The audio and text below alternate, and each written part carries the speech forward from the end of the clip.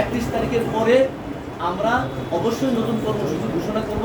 31 তারিখের পরে যদি কোনো ভালো কোনো ফলাফল আমরা না পাই, আমাদের আন্দোলন অব্যাহত থাকবে। আমরা জাস্ট উনি 31 তারিখে আসবে, তো কালকের দিনটা আমরা 1 ঘন্টা কর্মবিরতি। আমি কিন্তু আমার বক্তব্যে কিন্তু বলে গেছিলাম যে আমাদের কর্মসূচি কিন্তু অব্যাহত থাকবে।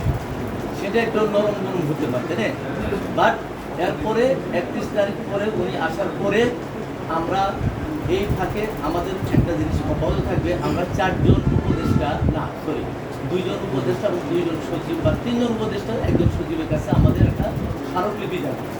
আমাদের কর্মবিরতির পাশাপাশি এই স্মারকলিপির এটাও কিন্তু আমাদের একটা কর্মসূচির অংশ।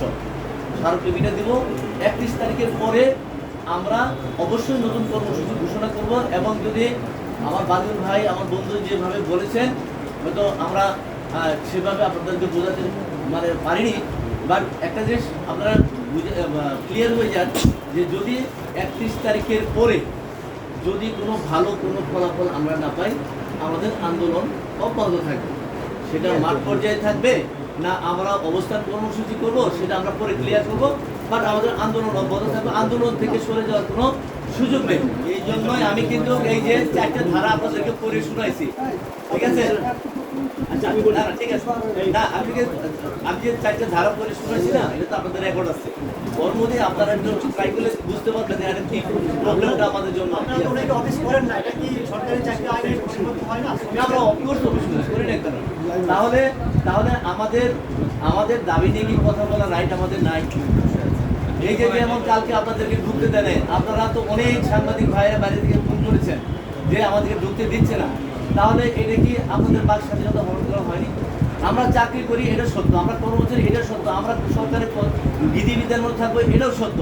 বাট আমাদের দাবি নিয়ে কথা বলবো, এটাও আমাদের দাবি, একটা অধিকার। আমরা জাস্ট উনি 31 তারিখে আসবে, তো কালকের দিনটা আমরা 1 ঘন্টা কর্মবিরতি। আমি কিন্তু আমার বক্তব্যে কিন্তু বলে গেছিলাম যে আমাদের কর্মসূচি কিন্তু অব্যাহত থাকবে।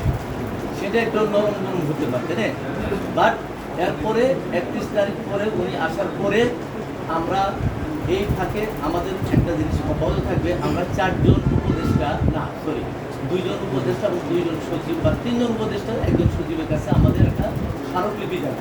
দেশ জুড়ে তোলপাড় ওয়ালজ এন্ড ফ্রিজ কিনে আপনিও হয়ে যেতে পারেন মিলেনিয়ার। আমাদের কর্মবিরতির পাশাপাশি এই স্মারকলিপির এটাও কিন্তু আমাদের একটা কর্মসূচির অংশ।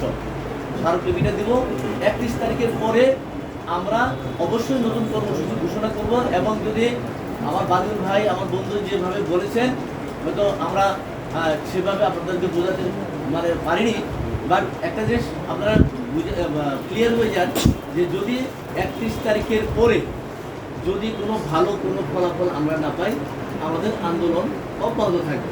সেটা মাঠ পর্যায়ে থাকবে না আমরা অবস্থান কর্মসূচি করব, সেটা আমরা পরে ক্লিয়ার করব, বাট আমাদের আন্দোলন অব্যাহত থাকবে। আন্দোলন থেকে সরে যাওয়ার কোনো সুযোগ নেই।